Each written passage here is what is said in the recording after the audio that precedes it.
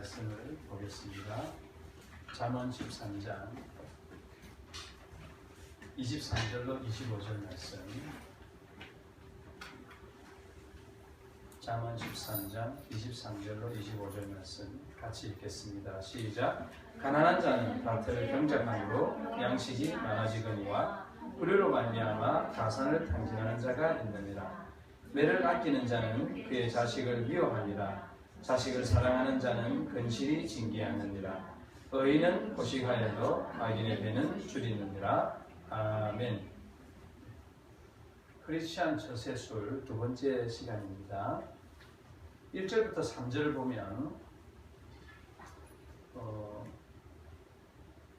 말에 대해서 이야기를 합니다. 3절에 보면 특히 입을 지키는 자는 자기 생명을 보존하겠지만 입술을 크게 벌리는 자는 멸망이 온다. 그렇게 말했습니다. 즉 말에 대해서는 잠언이 부정적으로는 평가하지 않아요. 그러나 필요한 말이 아니고 쓸데없는 말, 사람을 상하게 하고 다치게 하고 상처받게 하는 말은 정말 안 좋은 일이다. 그래서 입을 지키는 자가 생명을 보존한다 그랬습니다. 필요한 말조차 안 하는 사람들이 있습니다. 그런 사람이 되면 안 돼요. 필요한 말을 해야 되죠. 왜냐하면 천지와 만물이 주님께서 말씀으로 만드셨어요. 손으로 빚어서 만드신 것이 아니라 말씀으로 만드셨다는 것이죠. 말씀으로 만드셨다 하면 그의 인격과 그의 권능이, 그의 의지가 밖으로 드러낸 것으로 천지와 만물이 형성된다는 것입니다. 그러니까 말은 위대한 것입니다. 그래서 사랑한다는 말을 하고 미안하다는 말을 하고 또 다시 한번 시작해보자고 말하고 내가 잘못했다고 얘기하고 잘했다고 칭찬하는 말은 정말 필요한 말입니다. 말 자체가 쓸데없는 것이 아니라 필요한 말을 해야 된다. 그래서 여러분 입술을 지킨다는 표현이 자주 나옵니다. 입술이 뭐 도망을 갑니까? 아니면 입안에서 그냥 죄인이 탈출을 합니까? 지킨다는 말은 규제하고 막고 검증하고 확인하고 그런다는 거예요. 그래서 말을 할 때 입을 지키려고 의지적으로 우리를 사용하다 보면은 말을 10마디 할 것을 3마디만 하게 되고 3마디만 할 것을 3마디 할 것을 1마디만 할 때 생명이 일어나고 좋은 길이 열리고 사람을 얻게 되고 사람을 살리게 되는 것이죠. 그래서 필요한 말만 한다. 아주 중요합니다. 4절부터 6절은 우리가 진실하게 행해야 되겠다. 그런 말씀으로 살펴볼 수가 있습니다. 4절부터 6절에는 특히 6절에는 공의는 행실이 정직한 자를 보호하고 악은 죄인을 패망하게 하느니라. 그렇게 말하고 있습니다. 여러분 우리가 살아가다 보면 진실이 느껴지지 않습니까? 그런데 진실한 것처럼 말하면서 거짓을 꾀하는 자를 우리는 위선자다. 혹은 사기꾼이다. 그렇게 얘기합니다. 너무 진실을 말하는 것처럼 거짓된 사람들이 너무 많기 때문에 거짓된 자가 진실을 말하는 것처럼 하는 경우가 많기 때문에 우리 안에 불신이 많이 생겼어요. 특히 저는 사역을 하면서 많은 불신을 갖게 됐어요. 왜냐하면 교회 안에 성숙하지 못한 그리스도인이나 아니면 구원받지 못하고 종교생활을 하는 교인들이 있기 때문에 그들 중에 상당수는 세례를 받았음에도 불구하고 직분을 가지고 있음에도 불구하고 심지어는 장로나 안수집사나 목사로 안수를 받고 교회와 하나님 앞에서 공식적으로 선언을 했음에도 불구하고 여전히 거짓말하고 악하고 음란한 사람들이 있으면서 그 사람들을 경험하고 나니까 많은 사람에게 있어서 이것이 과연 진실한 말일까? 저 사람이 정말 정직하게 얘기했을까 의문을 품게 되는 일이 많았습니다. 그러니까 여러분, 우리가 우리 자신이 진실한 것과 다른 사람들을 진실하게 보는 것, 이 모든 일들이 매우 어려운 시대가 됐어요. 누군가를 순수하고 깨끗하고 투명하게 보는 것이 아주 어려운 시대가 됐어요. 그리고 그런 사회를 살다 보면 이렇게 진실하게 사는 것이 과연 의미가 있을까? 이렇게 당하고만 살고 이렇게 속고만 사는 것이 과연 지혜롭게 사는 삶일까? 이렇게 해도 될까? 죄는 몰래 다 먹어버리고 와가지고 저기 가니까 아무것도 없더라. 그런 것을 들으면서 정말 그냥 이것을 받아들여야 되나? 그리고 내가 먼저 가질 것을 발견했어요. 그럼 이것을 저 사람들과 함께 나누어야 되나? 그 생각을 하면서 전에 경험한 경험이 생각나는 거예요. 자기들끼리 거짓되이 자기들이 다 가져가고 여기는 없었다라고 말하는 것을 경험하면서 나에게 기회가 주어졌을 때는 본전이 생각나고 나에게 기회가 주어졌을 때는 옛날에 당했던 기억이 생각나는 거예요. 그런 불신의 사회가 형성될수록 그 공동체 전체가 아주 수준이 떨어지게 돼요. OECD 국가 중에서 우리 공직자나 또 사회 지도층에 대한 신뢰도가 현저히 낮습니다.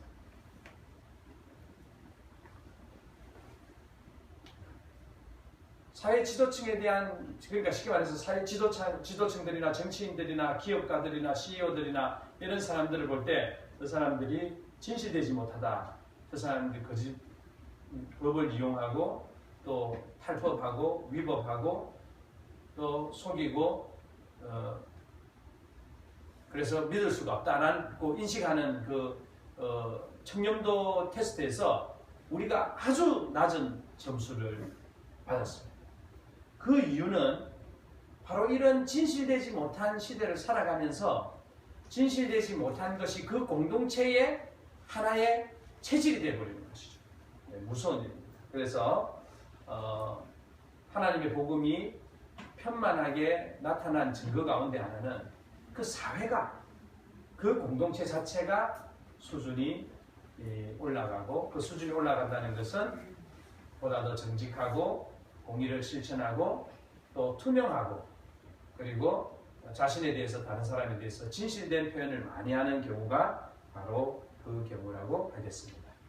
4절부터 6절까지는 우리가 진실되이 살아야겠다라는 것으로 말씀을 정리하고 있죠. 6절부터 8절까지는 부의 장점과 단점에 대해서 이야기합니다. 이건 한번 읽어봤으면 좋겠어요. 6절부터 8절까지 시작.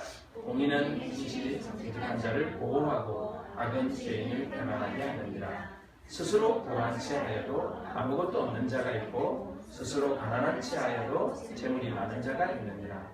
사람의 재물이 자기 생명의 속전일 수 있으나 가난한 자는 협박을 받는 힘이 없느니라. 재물이 많은 것은 좋은 일입니다. 재물이 많은 것 자체가 마치 부자가 다 죄인인 것처럼 생각하거나 가르치거나 느끼거나 해서는 안 됩니다. 만약에 그 부가 자기 자신에게 있다면 이것이 내가 다른 사람보다 특별히 더 잘나고 받을 만한 자격이 있어서 부자가 됐다고 생각하는 것도 역시 잘못한 겁니다. 우리가 살다 보면 자기가 의지하지 않게 부가 집중되는 경향이 있습니다. 영화배우 조재현 씨 아버지는 연탄 가게를 시작했는데 연탄 파동이 일어났습니다. 그래가지고 연탄 가격이 급등해서 부자가 되었습니다. 그걸 부자가 돼서 연탄 가게 하기 좀 그러니까 다시 석유 가게를 했어요.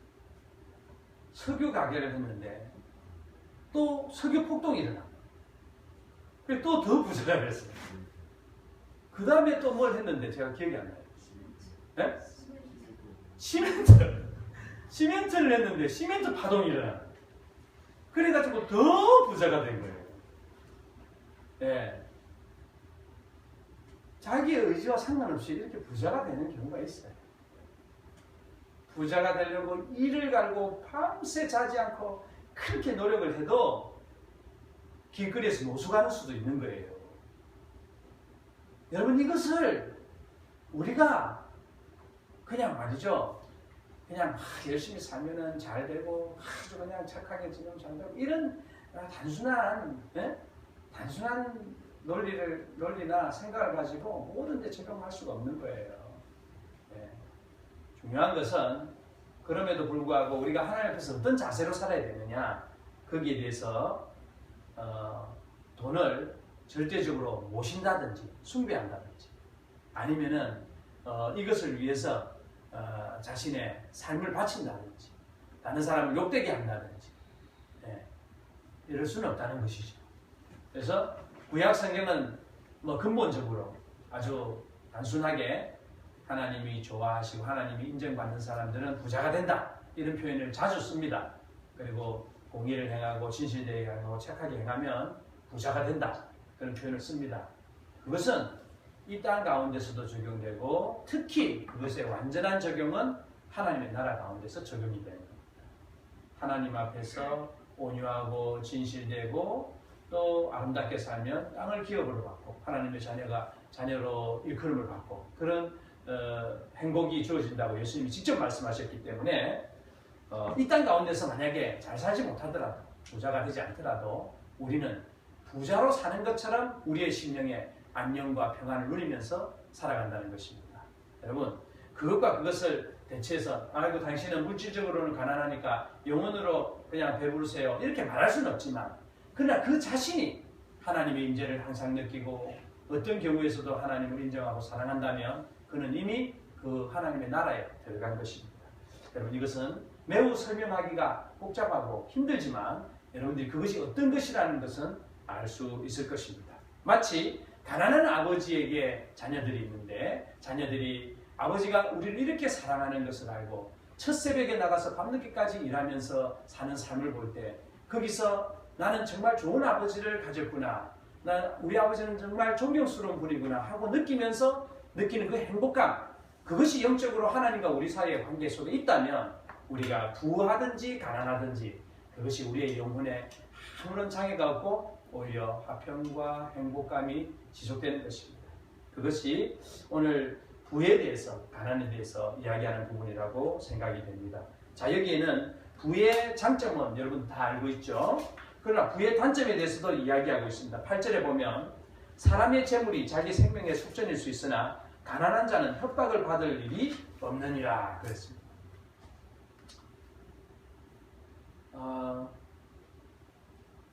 제가 제일 처음에 차를 구입했을 때 우리 집사람하고 연애를 할 때였는데 한 16년, 7년 정도 지난 엘란트라라는 차를 샀습니다. 근데 이 엘란트라가 차에 도로에서 자꾸 서는 거예요.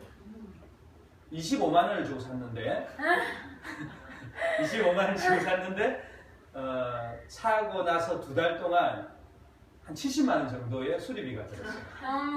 그리고도 수리가 안 된 것이 에어컨인데 에어컨만 수리하는데 30만 원이 들어서 할 수 없어서 부품을 따로 구하고 이렇게 막 여기저기 다녀볼까 이러면서 시간도 쓰고 또 더 어렵고 힘든 그런 일들이 많이 있었어요.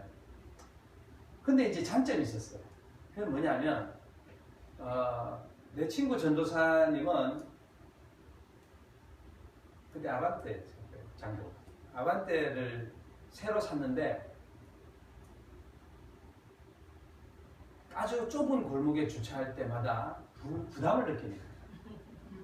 누가 와서 걸지 않을까, 아이들 자전거 타면서 걸지 않을까. 그래서 수시로 창가에 앉는 거예요. 커피숍에 가는데 창가에 앉는 거예요. 뭐하냐 그러니까 차를 본대요. 차를 왜 보냐? 그냥 얘기 나누고 그러면 되지. 아무래도 차에 갔다 와야 되겠다는 거예요.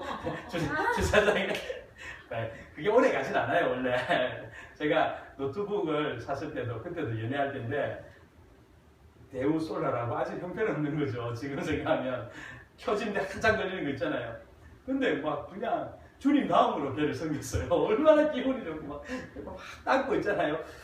이렇게 닦고 그랬던 기억이 납니다. 여기 보면 부자는 자신이 납치당해서 자신의 돈을 주면 풀어주겠다 이런 납치를 당할 수 있다고 이야기합니다. 그러나 가난한 자는 협박받을 일이 없느니라 이렇게 표현하고 있는데 여러분들 중에서 이런 생각하는 분 있을 거예요. 협박을 당해도 좋으니까 좀 많았으면 좋겠습니다 이런 생각이 있는 분도 있을 거예요. 협박받을 일이 없느니라 이것은 지금 수천 년 전에 이 잠언이 쓰여질 때 부자로 사는 것에 대한 부담에 대해서 이렇게 언급했다는 것은 참 정직한 표현이다 나는 그렇게 생각합니다. 그렇기 때문에 뭐 부자는 별거 아니다, 부자는 별로 안 좋다, 부자는 불편하다 이게 아니에요. 부자는 너무 좋은 거다. 너무 좋지만 그들에게도 근심이 있지 않냐. 그들에도 삶의 위기가 있고 그들에게도 아픔이 있지 않냐. 부자라고 이혼하지 않냐. 부자라고 막 힘들지 않냐. 부자라고 싸움하지 않고 부자라고 막 그냥 어려움이 없냐. 부자가 여러분 넘어갈 때 여러분 부자가 왕창 넘어갈 때 여러분 무섭습니다 여러분. 대구에서 사회 갈 때 아주 부자 집사님이 다 죽어가는 목소리로 목사님 신방 한번 해주세요. 교구가 원체 많으니까 뭐 이분이 뭐 집이 넘어갔는지 어떻게 되는지 아무것도 모르는 거예요. 연락을 해줘야 아는 거예요. 예? 교우 동정이라 해봐야 정말 큰 사건 있잖아요. 그거밖에 안 올라가잖아요. 예?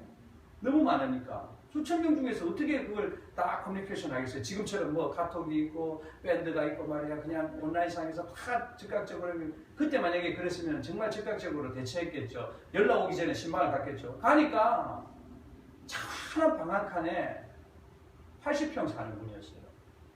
찬한 방 한 칸에 모든 것을 다 처분했는데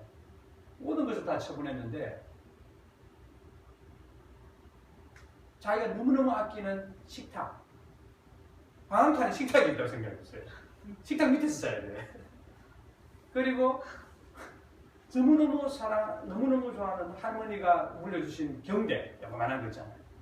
그런 거 몇 개 챙겨가고 구석에 또 이렇게 보니까 막 값비싼 홈시어터 이런 거 있잖아요. 비닐에 칭칭 감겨서 툭 세워지는 거예요. 그래서 예배 드리는데 집사님도 울고 나도 울고 주님 회복시켜 주시고 주님 막 그 전사님하고 그 앉아서 예배 드리는데 앉은 자리도 이건 주방도 아니고 방도 아니고 거실도 아니고 안방도 아니고 모든 곳에 합체. 얼마나 마음이 힘들든지 상상이나 했겠냐. 야 정말 이 정도로 무너지면 마음이 무너질 수 있겠구나 이런 생각이 들더라고요. 자, 부자로 사는 거, 가난한 것으로 사는 거 여기에 대해서 그 다양한 상황 가운데서도 의연하게 그리고 주님의 명예를 지키면서 아름답게 살아갈 수 있는 심령의 건강을 회복하기를 축원합니다. 우리의 마음이 건강해야 돼요. 그걸 부끄럽게 여기지 않냐. 욥처럼 고백할 수도 있어야지. 하나님이 다 주셨으니까 하나님이 가져가시는 것은 당연한 것입니다. 주신 분도 여호와시요 취하신 분도 여호와시니 주님은 찬송을 받으십니다. 여러분 엉망이 돼가지고 몸에 병까지 얻어서 그 골방에서 신음하면서 주신 분이 하나님이시니 취하시는 분도 하나님이시다. 여러분 우리가 그것을 경험하지 않고 그런 고백을 할 수 있다면 아름다운 신앙입니다. 그렇죠? 여러분 그걸 경험할 필요는 없어요. 그걸 경험해서 깨닫는 수도 있겠죠. 그러나 주님 우리에게 다 그렇게 하시지 않잖아요. 막 몸이 무너지고 막 불치의 병에 걸려서 하나님을 의지하고 그때 비로소 기도하게 되고 그런 경우도 있죠. 그러나 그러지 않고 하나님을 더 사랑하고 그러지 않고 하나님을 더 그것보다 더 사랑하고 더 매달리고 더욱 바라볼 수 있는 믿음이 되기를 축원합니다. 잠언은 그걸 이야기하는 거예요. 너희들 잘 살 수도 있어. 못 살 수도 있지. 다른 사람들이 너에게 이렇게 말할 수도 있고 너가 다른 사람 앞에서 수치를 당할 수도 있지. 그러나 하나님이 계시니까 또 하나님을 의지하면 되니까 너무 걱정하지 마. 그렇게 이야기해 주시는 것이죠. 자, 오늘 말씀의 중요한 이 말씀 잠언 13장 전체를 정리하는 말씀은 23절부터 25절까지 기록되어 있습니다. 23절부터 시작. 밭을 경작함으로 양식이 많아지거니와 불의로 말미암아 가산을 탕진하는 자가 있느니라. 매를 아끼는 자는 그의 자식을 미워합니다. 자식을 사랑하는 자는 근실이 징계하느니라. 의인은 포식하여도 악인에게는 줄이느니라. 온 세상의 신비가 이 말씀에 담겨 있습니다. 가난한 자는 먹고 살아야 되니까 밭을 경작하다 보니까 먹고 살기 위해서 가난한 자가 먹고 살기 위해서 밭에서 열심히 일했는데 부자가 됩니다. 하루하루를 성실히 살아가면 다른 사람과 비교하지 말고 그냥 나와 우리 아이들, 우리 가족들 먹고 살면 되잖아요.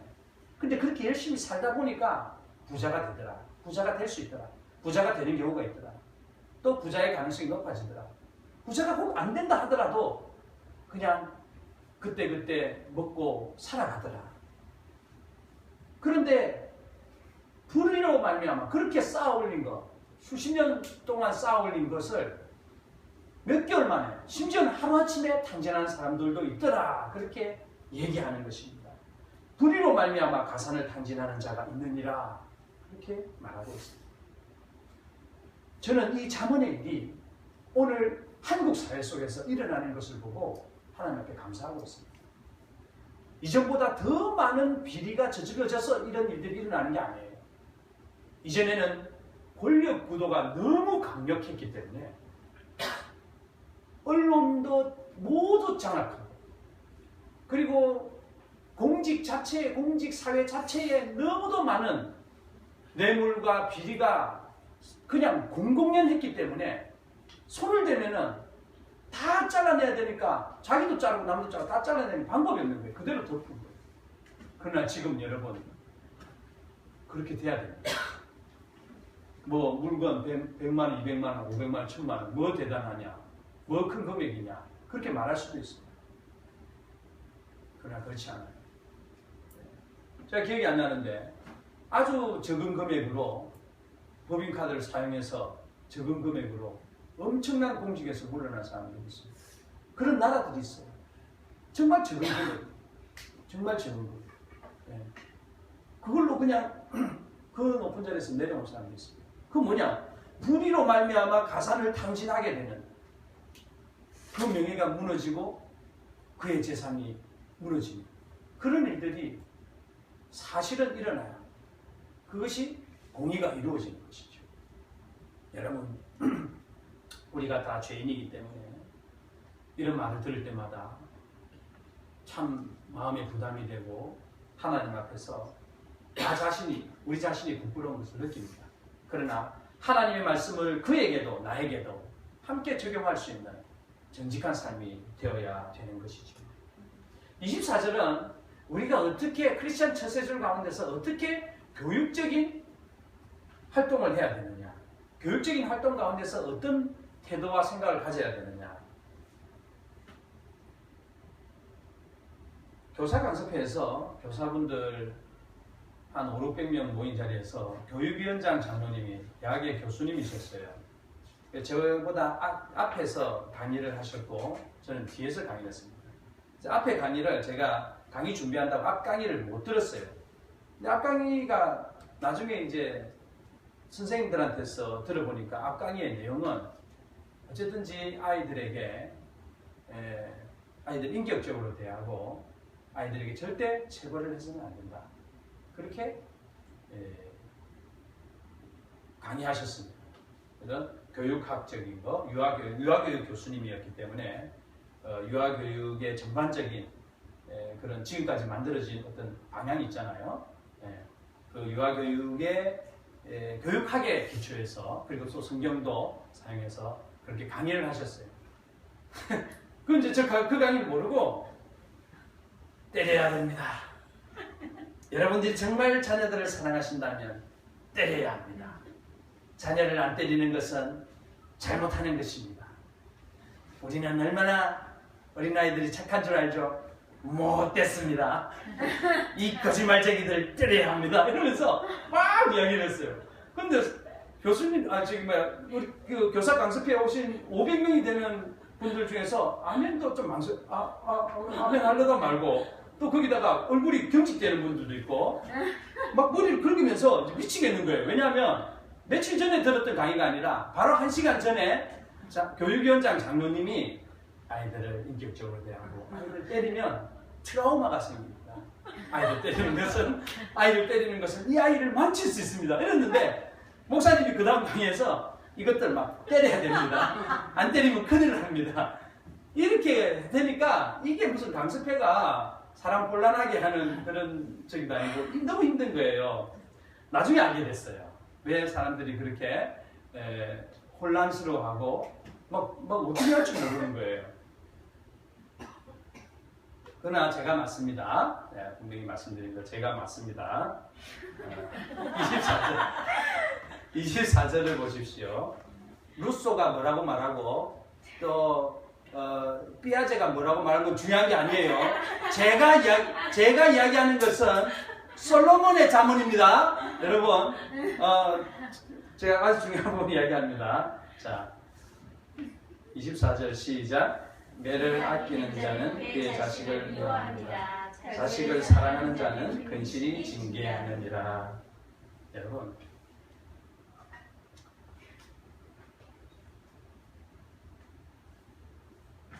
이것은 참말입니다. 그러나 분노하지 않고 자신의 스트레스나 분노감을 가지고 때리는 것은 여기서 지어야 됩니다. 분노하지 않고 아이를 훈계하기 위해서 때리는 것은 이 아이가 바른 길을 가도록 만드는 가장 강력한 교육적 도구입니다.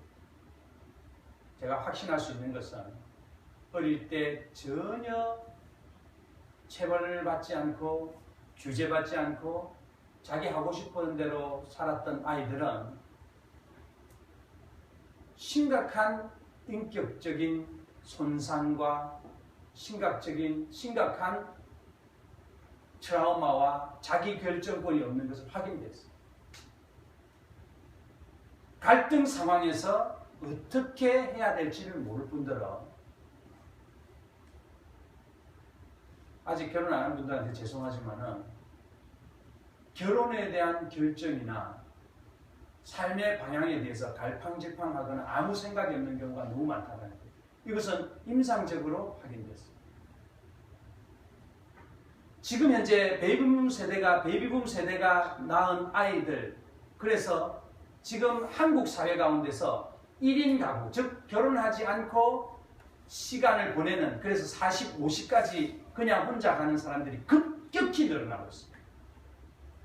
급격히 늘어나면서 더불어서 동성애와 비정상적 가정들이 급격하게 늘어나는 시대를 경험하고 있습니다.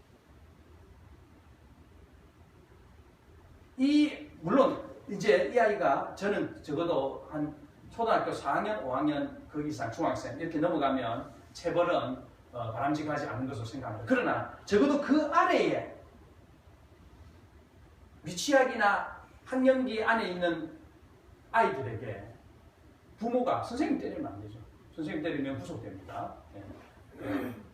이 학년적, 저는 선생님도 체벌이 돼야 된다고 생각하는 사람이지만 어쨌거나 저도 설교하는 중에 지금 녹화하고 있어서 설교하는 중에 설교하다가 구속될 수도 있고 이러기 때문에 저는 개인적으로는 그렇게 생각하지만 아이들은 체벌이 필요합니다. 여기에 대해서는 다양한 이제 그 뭐랄까요, 그 선이 있긴 있어요. 합리적으로 또 그리고 이성적으로 그리고 재벌에 대한 기준을 마련하고 또 어떤 그 강경한테는 그럴 수 있죠. 그러나 잠언에는 뭐라고까지 표현했느냐? 때려라, 아이가 죽지 않을 것이다. 이렇게 말합니다. 무슨 말이냐면 이 아이를 정말 사랑한다면 때리는 것은 중요하다. 그게 참 설교 중에 자꾸 때리라고 말하니까 이상한데 매를 아끼는 자는 그의 자식을 미워합니다. 자식을 사랑하는 자는 근실히 징계하느니라. 그렇게 말하고 있습니다. 그래서 그렇게 큰 아이들은 의인이 될 확률이 높습니다. 그렇잖아요. 우리 믿음이라는 것이 단순합니다. 주님 잘못했습니다. 그럼 회개로 가잖아요. 그렇죠? 당신이 뭔데? 당신이 있기나 한 겁니까? 주님 무슨 주님입니까? 이거 다 내가 잘해서 이렇게 한 거예요. 자수성가한 거예요. 내가 한 거예요. 당신이 뭔데 관여합니까? 기도 같은 소리 하고 있는데 기도 안 해도 다 잘 살았습니다. 우리 할아버지 지금 90살입니다. 기도 안 하고 전에 다니도 잘 살았습니다. 여러분 이건 뭘 말하는 거예요? 내가 나보다 높고 나보다 귀하고 나보다 사랑이 많은 분이 있다는 사실을 이것을 통해서 인식한다는 거예요. 아, 나를 때리는 분이 있구나. 여기서는 이렇게 하는 것이 아니구나. 그런 존재가 있구나 하는 것이 학습되어진다 이 말입니다. 무슨 말인지 아시겠죠? 아니 마음대로 하는 것이 아니구나. 막 내가 하고 싶은 대로 하는 것이 아니구나. 아무데나 싸고 아무데나 던지고 이런 것이 아니구나. 아무데서나 자고 아무하고나 자고 막 아무렇게나 지내고 아무 음악이나 하고 막 그냥 몸에 막 하고 막 달고 다니고 막 그런 게 아니구나. 막 마음 내키면 막 이렇게 하고 막 이래도 되는 그게 아니구나 하는 것을 적어도 어릴 때에 그것이 학습되어야 된다는 것입니다. 그렇게 거슬러 올라가서 최종적 권위자가 누구냐? 하나님이 계시다. 너는 허무하고 절망스럽고 어둠의 날, 그 허무한 날이 오기 전에 너의 창조자를 기억하라. 무슨 말일까요? 그 전에 생각하지 못하면은 막 몸이 굳어지고 마음이 굳어지고 그때 하나님을 인정할 수 없다는 거예요. 어릴 때에. 그래서 어린아이들의 주일학교 교육이 그렇게 중요한 거예요. 여러분 제가 우리 집사람 통해서 듣는 이야기는 이렇게 센터에서 선생님들 많이 계신데 아주 막 야단치고 아주 막 소리 내고 막 이렇게 하는 그 선생님을 제일 좋아한대요. 아이들이 알아요. 그냥 막 아이고 그냥 여기 있다가 그냥 아이고 뭐 니야 뭐 내하고 상관도 없으니까 뭐 내 할 거나 하고 뭐 아이고 이러고 사람이 없는 거거든요. 아이들이 알아요. 맞으면서 오 선생님 할렐루야 이렇게 좋아한단 말이야. 아이고 그냥 너 저기 할 수 있어 이런데도 사랑하는 분 이러면서 안단 말이에요. 아는 거예요. 여러분 그게 뭐예요? 그게 영적 존재이기 때문에 그걸 안다는 겁니다. 그냥 뭐 내가 네 애들한테 내가 뭐 더럽힐 거 뭐 있어? 내 손 더럽히면 힘들 거 뭐 있어? 그냥 뭐 여기 시간이나 좀 지나다 가면 되지. 다.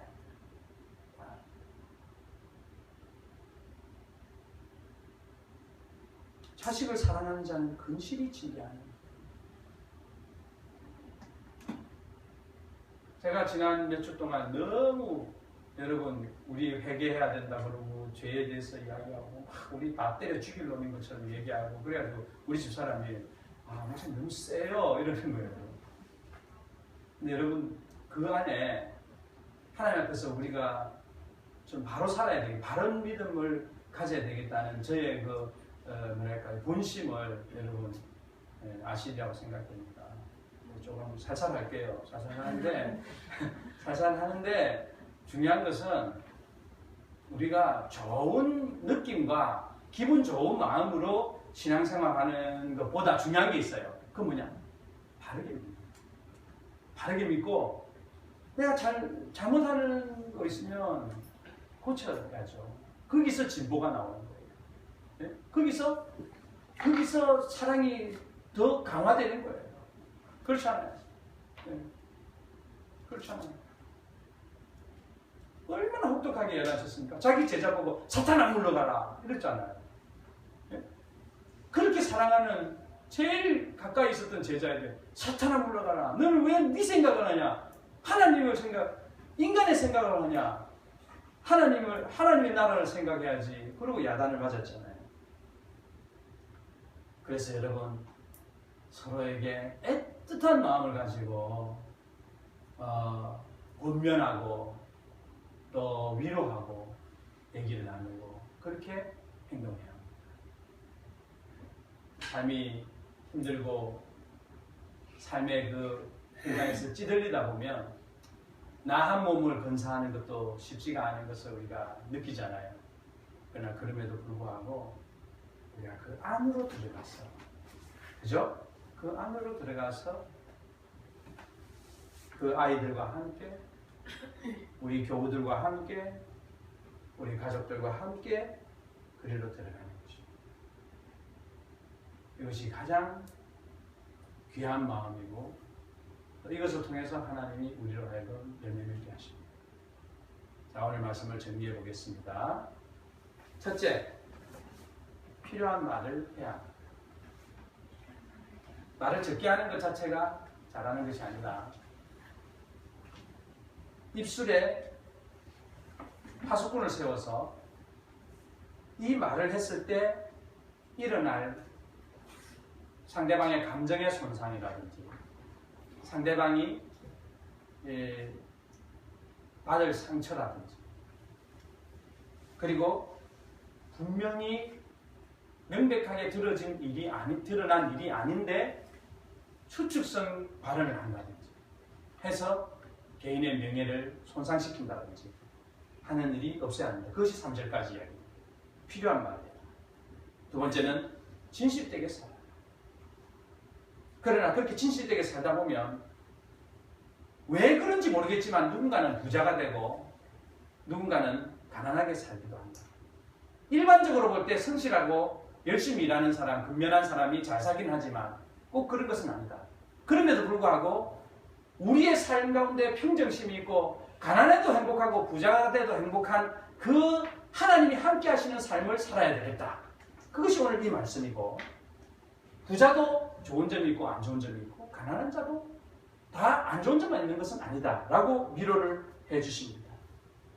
그리고 이것을 다음 세대에 교육할 때는 매를 사용할 정도로 이 개인에 대해서 깊은 사랑과 연민을 가지고 애정을 가지고 애착을 가지고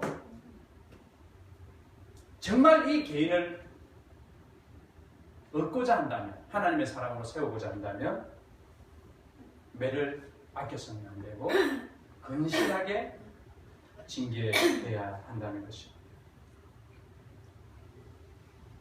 그래서 잠언은 우리에게 지혜서로 다가오고 있습니다. 그래서 마지막 절 말씀대로 하나님을 사랑하고 하나님의 뜻을 이루기 위한 의인들은 배가 부르고 그리고 악인은 이 땅 가운데서 줄이다가 끊어지는 역사가 이 세대 가운데서 반복됨을 믿고 주님과 함께 의에 배부른 우리가 되기를 축원합니다. 사랑하는 주님, 오늘 이 오후에도 우리에게 말씀해 주셔서 감사합니다. 최선을 다하여 더 행복하기 위하여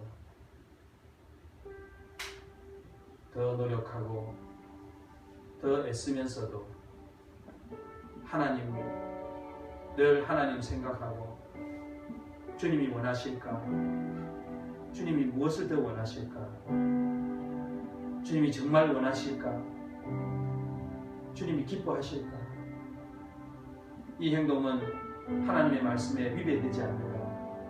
늘 생각하고 우리 아이들도 하나님 더 사랑하고 있을까? 하나님 말씀대로 순종하고 있을까? 그래서 바르게 가르치고 또 아이들 책망하고 또 눈물로 기도하고 또 때리고 상처를 싸매주고 또 함께 부둥켜 안고 눈물 흘리며 이 길을 가게 하여 주옵소서. 함께 눈물 흘리며 이 길을 갈 때 주님이 함께 하심으로 우리와 우리 아이들에게 놀라운 주의 영광을 허락하여 주시옵소서. 예수님의 이름으로 기도하옵나이다.